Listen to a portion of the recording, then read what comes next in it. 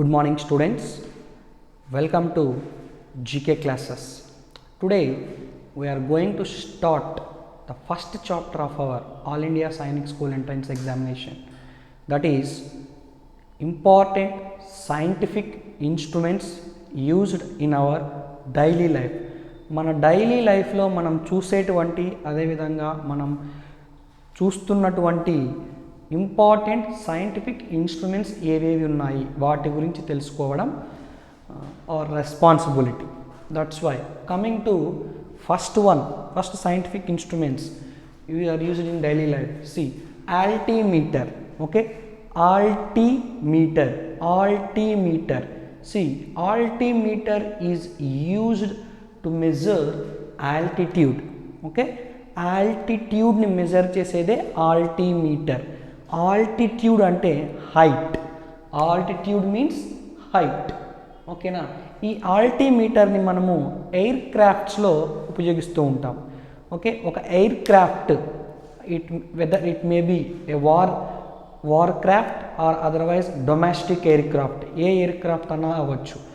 ఆ air craft మనకు ఎంత హైట్లో ఫ్లై అవుతుంది, అదేవిధంగా ఆపోజిట్ ఎయిర్ క్రాఫ్ట్ ఏ హైట్లో నుండి మన ఎయిర్ క్రాఫ్ట్ దగ్గరికి రీచ్ అవుతూ ఉంది, ఇలాంటి ఇన్ఫర్మేషన్ అంతా కనుక్కోవాలంటే మనము బేసిక్గా ఈ యొక్క ఎయిర్ క్రాఫ్ట్ యొక్క హైట్ మెజర్ చేయాల్సి వస్తుంది. అలాంటి ఎయిర్ క్రాఫ్ట్ హైట్ ఏ హైట్లో వస్తోంది అని మెజర్ చేయడానికి మనం యూస్ చేసేటువంటి ఇన్స్ట్రుమెంటే altimeter. Okay, clear. Then coming to second one, ammeter. Okay, ammeter is the instrument we are using to measure electric current. Okay na, and nowadays we can't survive, we can't live our lives without electric current. Those electric current is measured by the instrument called as ammeter. Okay, ammeter. This ammeter, the units for current are amperes. Okay, amperes, because the scientist who invented this electric current is Ampere. On behalf of the name of that scientist Ampere, we are given units for current is amperes. Okay, the instrument using for the measuring of electric current is ammeter. Clear. Then coming to third one, anemometer. Okay, anemometer. This anemometer is the instrument we are using to measure wind speed. Okay, wind speed. Wind అనేది ఎంత స్పీడ్లో వస్తుంది అని find out చేయడానికి మనము anemometerని use చేస్తాం. Okay, why we need this wind speed means because of the wind speed only we will get or otherwise we will know the information about the rainfall.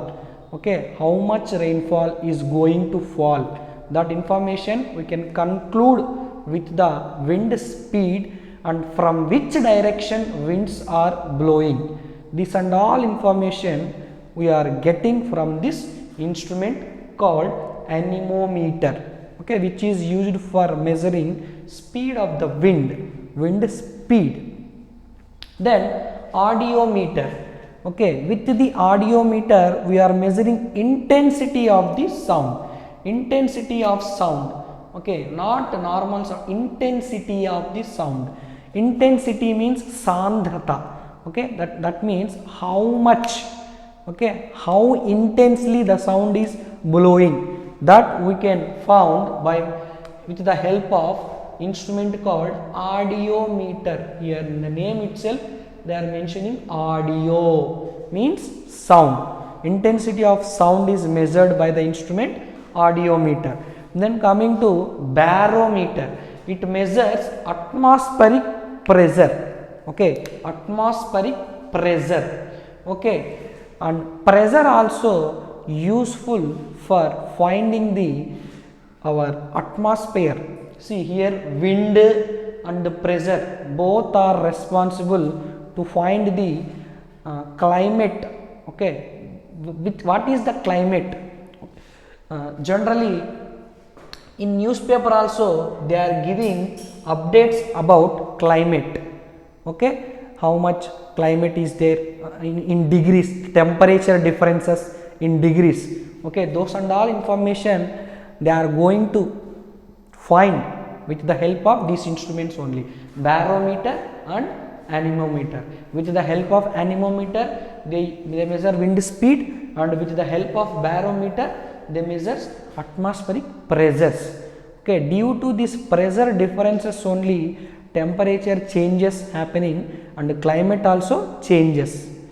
Then coming to criscograph. Okay, criscograph, this instrument used for measuring plants growth. Okay, you know everyone, plant is also having life, that means plants are also growing. Okay, in order to know how much growth is happening in the plant, we are using the instrument criscograph. Plants మొక్కలలో ఎదుగుదలని మనము observe చేయడానికి, ఓకేనా, measure చేయడానికి use చేసేటువంటి ఇన్స్ట్రుమెంటే క్రిస్కోగ్రాఫ్ అంటాం. ఈ క్రిస్కోగ్రాఫ్ ద్వారా measure చేసి ప్లాంట్లో గ్రోత్ లేకపోతే ఆ ప్లాంట్కి మనము మెడిసిన్స్ ఇవ్వడం, ఇంజెక్షన్స్ ఇవ్వడం జరుగుతుంది ప్లాంట్ యొక్క గ్రోత్కి. Okay, then coming to chronometer. Chronometer is the instrument used to measure, see, accurate clock. That means including microseconds and nanoseconds. We are going to identify the small unit of the time. Nanoseconds also we will find in this chronometer. Chronometer is nothing but accurate clock, extremely accurate clock, not accurate clock, extremely accurate clock. That's why we are not using this chronometer in domestic purpose. These are used in scientific experiments only. Okay, in order to know microseconds and nanoseconds also, generally in navigation and astronomical observations. Under water, తర్వాత మనకి ఖగోళ శాస్త్రంలో, ఓకేనా, నావికాదళంలో మనం ఉపయోగించేటువంటి సైంటిస్టులు ఉపయోగించేటువంటి accurate క్లాక్ని మనము chronometer అని పిలుస్తాం. Then coming to endoscope. మనం హాస్పిటల్కి వెళ్తే ఎండోస్కోప్ చేస్తాము అంటారు. ఎండోస్కోప్ అంటే ఏమంటే టోటల్ మన బాడీ లోపల ఇంటర్నల్ ఆర్గాన్స్ పార్ట్స్ యొక్క ఫంక్షనింగ్ని ఇది ఎగ్జామిన్ చేస్తుంది అన్నమాట. ఏది ఎండోస్కోప్ అన్నది. ఎండోస్కోప్ అన్నది ఒక ఇన్స్ట్రుమెంట్ అన్నమాట. దిస్ ఇన్స్ట్రుమెంట్ ఎగ్జామిన్స్ అంటే చెక్ చేస్తుంది ఏ ఇంటర్నల్ పార్ట్ ఫంక్షనింగ్ ఎలాగుంది మన బాడీలో. ఓకే, మన బాడీ లోపల ఉన్నటువంటి ఇంటర్నల్ పార్ట్స్ అన్నింటినీ అబ్జర్వ్ చేసేటువంటి మెడికల్ సైంటిఫిక్ ఇన్స్ట్రుమెంటే ఎండోస్కోప్ అంట. Then coming to fathometer. Fathometer అన్నది మనకి ఓషన్ యొక్క డెప్త్ని మెజర్ చేయడానికి యూజ్ చేసేటువంటి ఇన్స్ట్రుమెంట్. మన ఓషన్ ఎంత డెప్త్లో ఉంది ముందు అని తెలుసుకొని మనం ఓషన్లోకి దిగుతాం. ఆ ఓషన్ యొక్క డెప్త్ని మెజర్ చేయడానికి యూజ్ చేసేటువంటి సైంటిఫిక్ ఇన్స్ట్రుమెంటే fathometer. Then coming to hydrophone. Okay, hydrophone అంటే హైడ్రో అంటున్నాం ఇక్కడ. Hydro means water. Okay, hydro water, అందుకే వాటర్లో మనకి సౌండ్స్ని మెజర్ చేయడానికి అండర్ వాటర్, ఓకేనా, ఓషన్స్లో, సీస్లో, అండర్ వాటర్లో వచ్చేటువంటి సౌండ్స్ని మెజర్ చేయడానికి మనము ఈ యొక్క హైడ్రోఫోన్ని యూజ్ చేస్తాం. సౌండ్ అండర్ వాటర్, ఇది ఇంపార్టెంట్. ఓకేనా, నాట్ నార్మల్గా కాదు, ఈ సౌండ్ అండర్ వాటర్లో వచ్చేటువంటి సౌండ్స్ని మెజర్ చేయడానికి హైడ్రోఫోన్ని యూజ్ చేస్తామన్నమాట. మీరు కొన్ని మూవీస్లో చూసినా కూడా మనకి ఘాజీ లాంటి మూవీస్లో కూడా మనకు వాటర్ లోపల వచ్చేటువంటి సౌండ్స్ ఎక్కడి నుంచి ఏ వైపు నుంచి సౌండ్స్ వస్తున్నాయో దాన్ని అబ్జర్వ్ చేయడానికి ఒక ఆఫీసర్ కూడా ఉంటాడనమాట. అలాంటి దాన్ని మనం వాళ్ళ ఇయర్కి పెట్టుకున్నటువంటి ఆ ఇన్స్ట్రుమెంట్ని హైడ్రోఫోన్ అంటాం. Okay, then coming to hygrometer. Hygrometer, we have hygrometer ఉంది, మనకు హైడ్రోమీటర్ కూడా ఉంది. Okay, should not confuse this two words, hygrometer and hydrometer. Hygrometer ద్వారా మనం ఏం మెజర్ చేస్తామంటే హ్యూమిడిటీ ఇన్ ఎయిర్. ఓకేనా, గాలిలో ఉన్నటువంటి తేమని, ఓకేనా, ఈ యొక్క వేడిని మనము హైగ్రోమీటర్తో మెజర్ చేస్తాం. మనకి కొన్నిసార్లు సన్లైట్ లేకపోయినా కూడా చాలా ఉక్క వస్తూ ఉంటుంది, దాన్నే హ్యూమిడిటీ అంటాం. ఓకేనా, ఆ హ్యూమిడిటీ ఎంత ఉంది అని మెజర్ చేసేదే హైగ్రోమీటర్. ఎక్కువగా మనకి సముద్ర తీరంలో, సముద్ర ప్రాంతాల్లో ఉన్నటువంటి ప్రదేశాల్లో ఈ యొక్క హ్యూమిడిటీ అన్నది ఎక్కువగా ఉంటుందన్నమాట.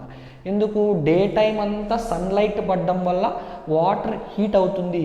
ఆ హీట్ అయినటువంటి ఆ వాటర్ నుండి వచ్చేటువంటి గాలి మనకు వీయడం వల్ల ఈ గాలి ఎయిర్ అన్నది వాటర్ పైన ఉన్నటువంటి హీట్ని తీసుకొని వస్తుంది. ఆ హీట్ ఎయిర్ మనకు తగిలినప్పుడు స్వెట్టింగ్ అనేది వస్తుంది అనమాట. ఇన్ దిస్ వే హ్యూమిడిటీ, ఎయిర్లో ఉన్నటువంటి హ్యూమిడిటీ, తేమ శాతాన్ని ఓకేనా హైగ్రోమీటర్తో మెజర్ చేస్తాం.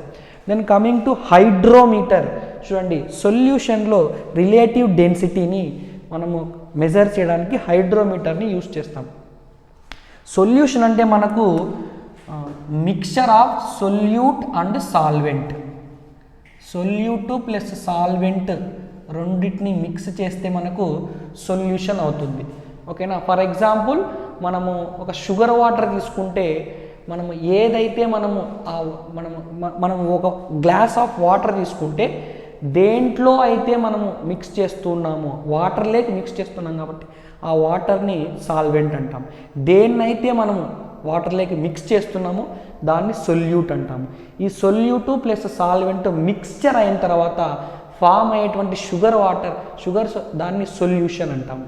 ఈ మిక్స్చర్లో ఉన్నటువంటి రిలేటివ్ డెన్సిటీ అంటే ఏది ఎంత శాతం ఉంది, ఓకేనా, సొల్యూట్ ఎంత పర్సెంటేజ్ ఉంది, సాల్వెంట్ ఎంత పర్సెంటేజ్ ఉంది, టోటల్ సొల్యూషన్ ఎంత పర్సెంటేజ్ మిక్స్ అయ్యింది, ఈ ఇన్ఫర్మేషన్ అంతా మనము ఈ యొక్క హైడ్రోమీటర్తో మెజర్ చేస్తాం అనమాట.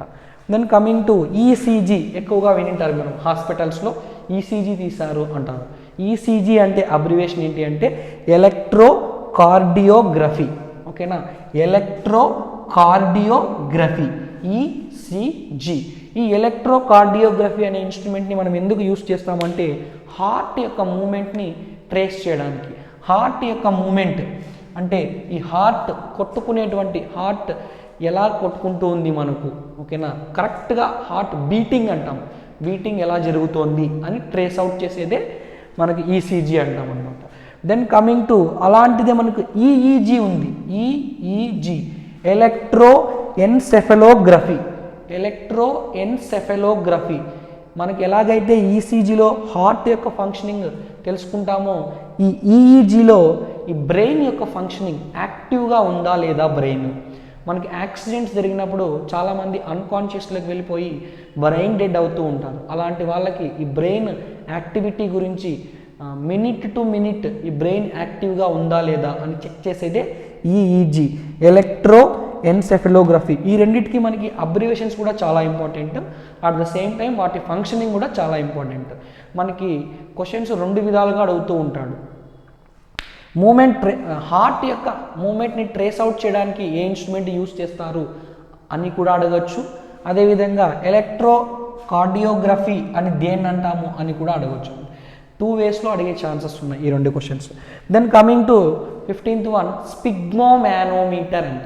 స్పిగ్మోమానోమీటర్ అంటే కొత్తదేం కాదు, ఇది బ్లడ్ ప్రెషర్ని అంటే బీపీని మెజర్ చేయడానికి యూస్ చేసేటువంటి సైంటిఫిక్ ఇన్స్ట్రుమెంట్ని మనము స్పిగ్మోమానోమీటర్ అంటాం. ఓకే చిల్డ్రన్, ఈ విధంగా మనం డైలీ లైఫ్లో యూస్ చేసేటువంటి, అదేవిధంగా డైలీ మనం చూస్తున్నటువంటి మన లైఫ్లో, డైలీ లైఫ్లో మీ యొక్క లైఫ్లో డైలీ మీ యొక్క ప్రయాణంలో మీరు ఏ ఇన్స్ట్రుమెంట్ని మీకు ఏవేవి కనబడుతున్నాయి ప్రతి ఒక్క దాని గురించి మీరు తెలుసుకోవాల్సి వస్తుంది.